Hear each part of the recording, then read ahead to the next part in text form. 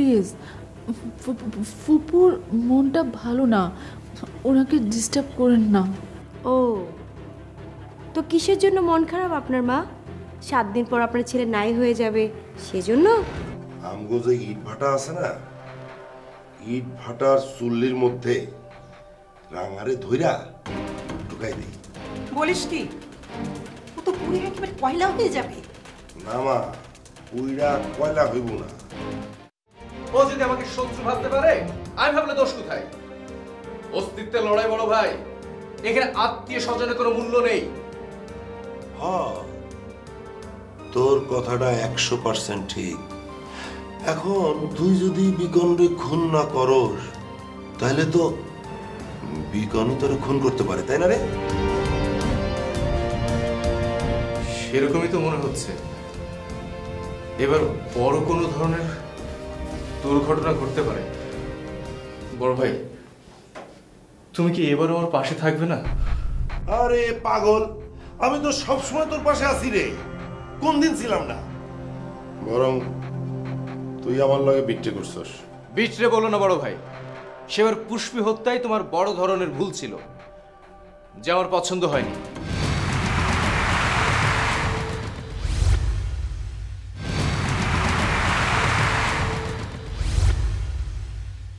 এইবার তো মনে হইতাছে অনেক বড় ধরনের একটা যুদ্ধ শুরু হইতাছে। এই যুদ্ধে তোর কিন্তু খুব সতর্ক থাকতে হইব। হ্যাঁ সতর্ক বড় ভাই, সতর্ক থাকতে হবে। তবে মনে রেখো বড় ভাই, এই যুদ্ধে যুদ্ধ করতে করতে মরবো, তবু হারতে রাজি।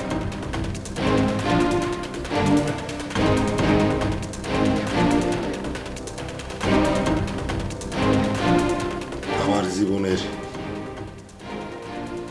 সবচাইতে বড় সুযোগ। তুই কি যুদ্ধ করবি রে রাজীব? আমি আছি না, আমি যদি থাকি তুই কেমনে জিতবি? তুই তো হারবি। তুই তো এবার মরবি রে রাজীব।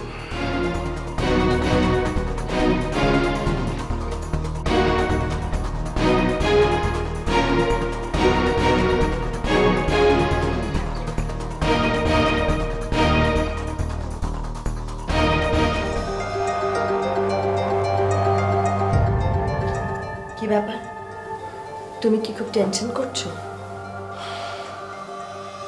না। কেন না বলছো? কোনো কিছু নিয়ে তো অবশ্যই তুমি টেনশন করছো। কারণ কি? রাঙা যে প্রতিদিন এ বাড়িতে আসে, সেই কারণে টেনশন করছো?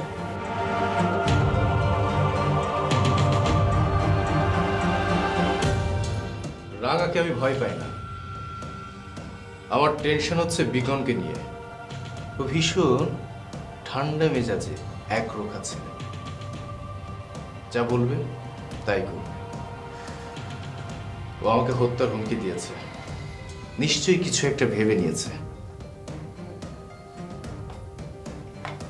কি ভেবে নিয়েছে? তুমি কি ভুলে গেছো বিকন কি বলেছে? হ্যাঁ, মনে আছে। বিকন তোমাকে বলেছে যদি তুমি ওর বোনকে বিয়ে না করো তাহলে গুলি করে খুন করবে। রাইট, খুন করবে, কিন্তু আমার পক্ষে ওর বোনকে গ্রহণ করা সম্ভব না। তবে কি? তবে তো খুন করবে, তাই না? আমার কিন্তু মনে হয় না বিকন এটা করবে। কেবলমাত্র ভয় দেখানোর জন্যই তোমাকে এটা বলেছে। আরে না না, বিকন অন্য ধাঁচের ছেলে। ও যখন বলেছে খুন করবে তখন খুনই করবে, যদি ওর বোনকে বিয়ে না করি।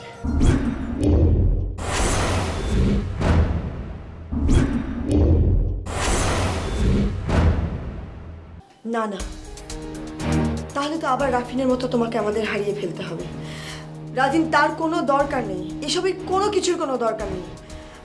যা হবার হয়েছে, তুমি আমাকে ভুলে যাও, রাঙাকে বিয়ে করো, তাহলেই তো সব সমস্যার সমাধান। কিন্তু আমরা তোমাকে হারাতে চাই না। কেউ কি জেনে শুনে বিষ খায়? তুমি কি ভাবছো রাঙা এসব পাগলামি করছে? এসব ভালোবাসার ফল? মোটেও না। ও এসব নাটক করছে, নাটক। ওর এখন একটাই টার্গেট, আমাকে কাছে পাওয়া। আর আমাকে কাছে পাওয়ার পরে ও আমার জীবনটাকে একদম বিষিয়ে তুলবে, না পারবো ছাড়তে, না পারবো গিলতে। হ্যাঁ আমি জানি যে তোমাদের মধ্যে জয় পরাজয়ের খেলাটাই চলছে। এখন দেখা যাক কে জেতে আর কে হারে। জিততে আমাকে হবেই। বিকন হয়তো প্রতিজ্ঞা করে বসে আছে মনে মনে যে ওর বোনের হাতেই তোমাকে তুলে দিবে, না হলে মৃত্যু।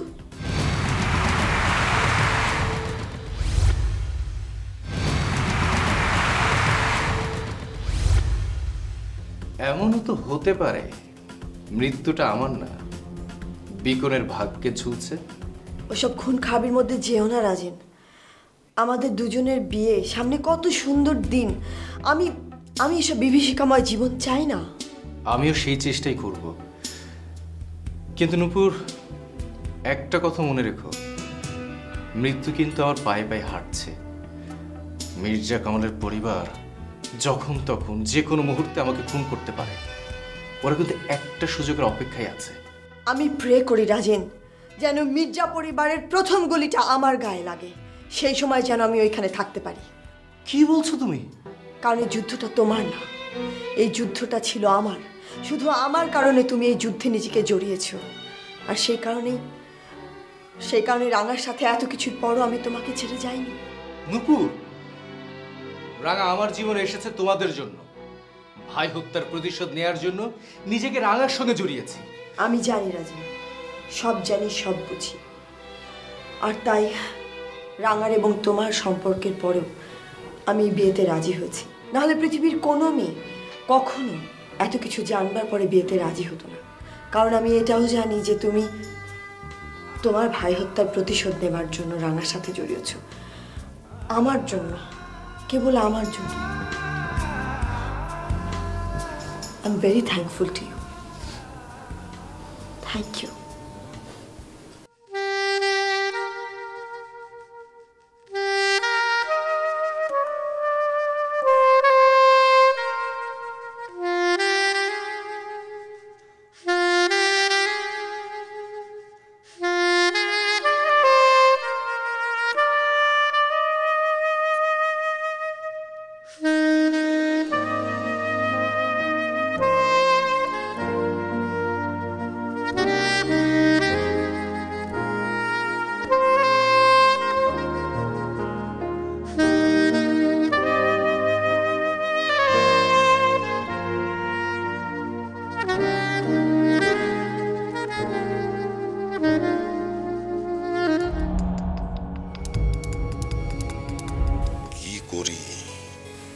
করি এখন?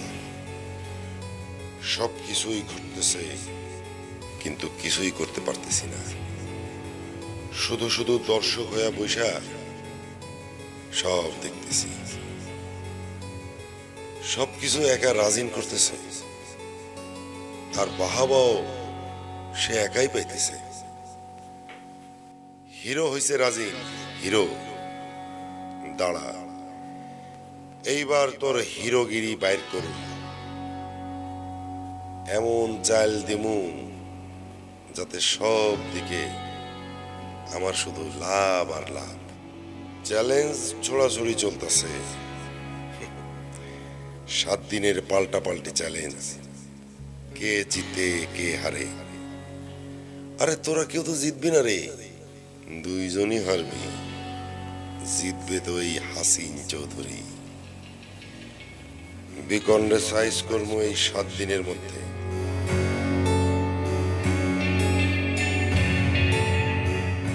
আর সবকিছুর দায় ভার পড়ব রাজিনের উপর। এরই কয় এক ঢিলে 2 পাখি শিকার। বিকন শেষ আর রাজিন জেলে।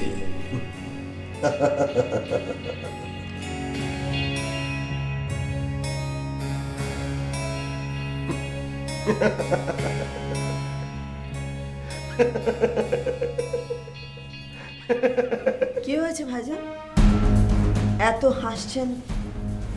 কিছু ঘটেছে? আরে বাবা, তোমার জন্য কি একটু হাসাও যাবো না? না, ঠিক সেভাবে আমি কথাটা বলিনি। আসলে কি ভাইজান, যখন কিনা আপনার ভাইয়ের মাথার উপর মৃত্যুর পরোয়ানা ঝুলছে, তখন আপনি অট্ট হাসিতে মেতে উঠেছেন। বিষয়টা একটু কেমন লাগে না, তাই জিজ্ঞেস করলাম।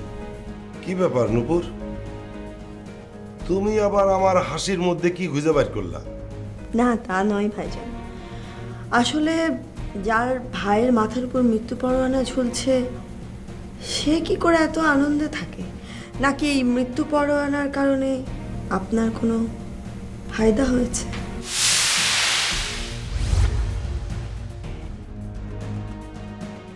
কি কও তুমি? কিসের ফায়দা? লাভ ভাইজান, লাভ। ওরা রাজিনকে মারতে চেয়েছে, সেটার বিনিময়ে হয়তো আপনার কোনো বড় লাভ হচ্ছে। ওরে বাবা, কি মাইয়া! ঠিক ঠিক পয়েন্ট ধইরা ফেলছে। কি হলো ভাইজান, কথা বলছেন না, চুপ করে আছেন? ভাইজান, আমি কি আপনার মনের কথাটা বুঝতে পেরেছি? না নূপুর, কষ্ট পাইলাম, কষ্ট। তোমারে আমি আমার আপন বোনের মতো জানি তো, অথচ তুমি আমার কত অসম্মান করে কথা বলো। এইটা যখন আমি বুঝি তখন কষ্ট পাইছি, সেই কারণে চুপ হয়ে গেছি আর কি।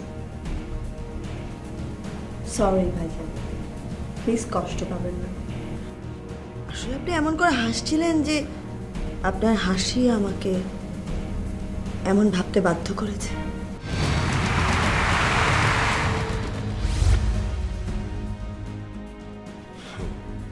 আরে আমি তো অন্য কারণে হাসতেছিলাম। আমার ছোটবেলার একটা কাহিনী মনে পড়ছে তো, সেইটা ভাইবা ভাইবা আমি হাসতেছিলাম। আচ্ছা তাই নাকি? তো আপনার ছোটবেলার ঘটনা মনে করে আপনি হাসছেন, কি ঘটনা ভাইজান? আছে ওই যে লজ্জার একটা ব্যাপার, ওটা থাকে না যে কিছু কথা যেটা কখনোই কারোর সামনে বলা যায় না, ওরকম একটা কথা আর কি। অথচ তুমি তুমি আমারে কত উল্টাপাল্টা কথা কইলা। সরি ভাইজান, আই এম ভেরি সরি। আমি আপনাকে কষ্ট দেওয়ার জন্য বলিনি। আপনি এভাবে হাসছেন আর আমার মনটা খারাপ তো, তাই উল্টাপাল্টা বলে ফেলেছি। প্লিজ কিছু মনে করবেন না, I am really so sorry.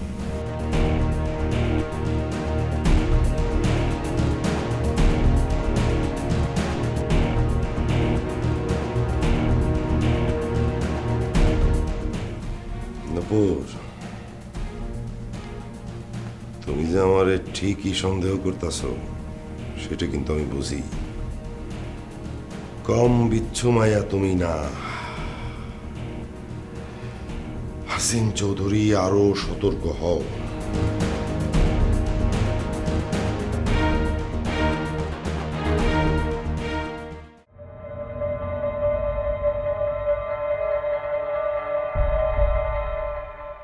দেখো রাঙা, আমার যা বলবার আমি সবকিছুই পরিষ্কার করে বলে দিয়েছি।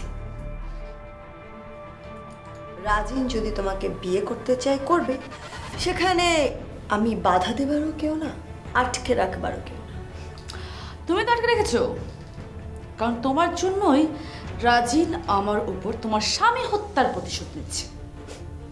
তোমার জন্য কিন্তু রাজিন আমাকে গ্রহণ করতে পারছে না।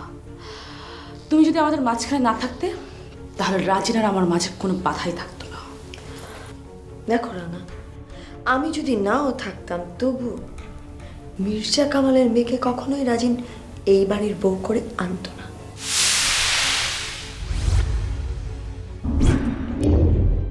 এবার আনতে বাধ্য হবে, কারণ এত সহজে আমি রাজিনকে ছেড়ে দেব না। আমার বাচ্চার স্বীকৃতিকে দেওয়াই লাগবে, আর আমার অধিকার আমি আদায় করেই ছাড়বো। তাই রাঙা, তো কি করবে তুমি? আদালতে যাব, বিচার চাইব। কি লাভ হবে তাতে? আদালতে গেলে তখন রাজিন আমাকে মেনে নিতে বাধ্য এবং আমার বাচ্চাকেও মেনে নিতে বাধ্য হবে। ধরো তখনও যদি না মানে, তবে তাহলে সারা জীবন জেলে পচে মরবে। এমন একটা কেস করব আমি, তাতে তার ফাঁসিও হবে না, সারা জীবন সে জেল থেকে বের হতেও পারবে না, জেলে পচেই মরতে হবে। দেখো রাঙা, তুমি রাজিনকে না চিনলেও আমি রাজিনকে খুব ভালো করেছি। রাজিন জেলে পচে মরা প্রেফার করবে, তবুও তোমাকে বিয়ে করার না। এত ঘৃণা করো আমাকে? এতটাই ঘৃণা করে। আর সেই জন্যই তো আমি তোমাকে বারবার বলছি, কেন মিথ্যে আগুনে ঝাঁপ দিচ্ছ? তার চাইতে আনন্দের জীবন বেছে নাও, রাজিনকে ছেড়ে দাও। ও, আমি রাজিনকে ছেড়ে দেই আর তুমি তখন সেই সুযোগে রাজিনকে নিয়ে সুখী জীবনযাপন করো, তাই না? শান্তিতে থাকো। নেভার, নো, সেটা আমি কখনোই হতে দিব না নূপুর। কারণ আমি যদি সুখী হতে না পারি, আমি তোমাকেও সুখে থাকতে দিব না। আর রাজিন তোমাকে বিয়ে করলেও তুমি কিন্তু রাজিনকে পাবে না, কারণ হয় তখন সে জেলে পচে মরবে, না হয় আমার গুলিতে মরবে। তুমি আমাকে ভয় দেখাচ্ছ রানা? মোটেই ভয় না, এটা আমি করেই ছাড়বো। তখন তুমি বুঝবে বিধবা জীবনটা কি।